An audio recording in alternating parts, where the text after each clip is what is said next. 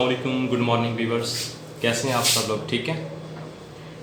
आज मैं कुछ जनरल बातें आपसे शेयर करूंगा जो हमारी ज़िंदगी में बड़ी काम आती हैं। कुछ ये है कि कभी हम किसी को कह देते हैं कि आपका एटीट्यूड, जिसे हम एटीट्यूड भी बोलते हैं, वो अच्छा नहीं। कभी हम किसी कहते हैं आपका बिहेवियर अच्छा नहीं। कभी हम कहते हैं कि आपसे मैं बड़ा इंस्पायर हुआ, आपसे बड़ा मोटिवेट हुआ। कभी हम कहते हैं कि आपके पास बड़ा नॉलेज है, आपके पास बड़ा इल्म है। कभी हम कह देते हैं बड़े फ़लसफ़ी हैं, बड़े मंतकी हैं। हम ये लफ्ज़ बोल देते हैं, इसकी गर्ज़ वाक़ात का हमें बिल्कुल पता नहीं होता। इससे पहले कि मैं इस पर कुछ बात करूं, मैं आप सब व्यूअर्स से गुजारिश करूंगा कि मेरा चैनल जो है IQ चैनल, वो सब्सक्राइब करें और लाइक भी करें और शेयर भी करें। इससे पहले कि मैं 2-4 लाइनें बोलूं, इन चीज़ों पर बात करूं, मैं आपसे कहना चाहूँगा, ज़िंदगी में एक बात याद रखिएगा व्यूअर्स, कभी भी फ़ैसला गुस्से में नहीं करना और कभी भी फ़ैसला खुशी में नहीं करना। दोनों ही सूरतों में बहुत ज़्यादा खुशी हो, बहुत ज़्यादा गुस्सा हो, बड़ा सोच के फ़ैसला करना है। चलते हैं जब अपनी बात की तरफ। मोटिवेशन और इंस्पिरेशन में, जिसे आप इंस्पायरेशन भी बोल देते हैं, फ़र्क क्या है? मोटिवेट जब आप होते हैं, मोटिवेशन जब हमें मिलती है तो हम सोशली तौर पर, समाजी तौर पर, मुआशी तौर पर अपनी शख्सियत को बदलते हैं।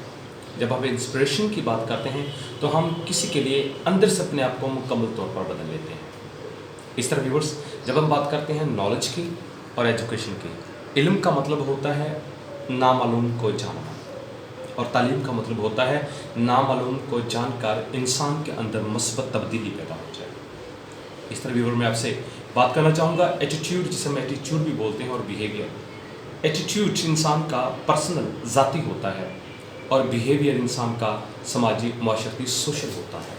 आखिर बात, हम किसके लिए बोल देते हैं कि मंतिक क्या है, फ़लसफ़ा क्या है?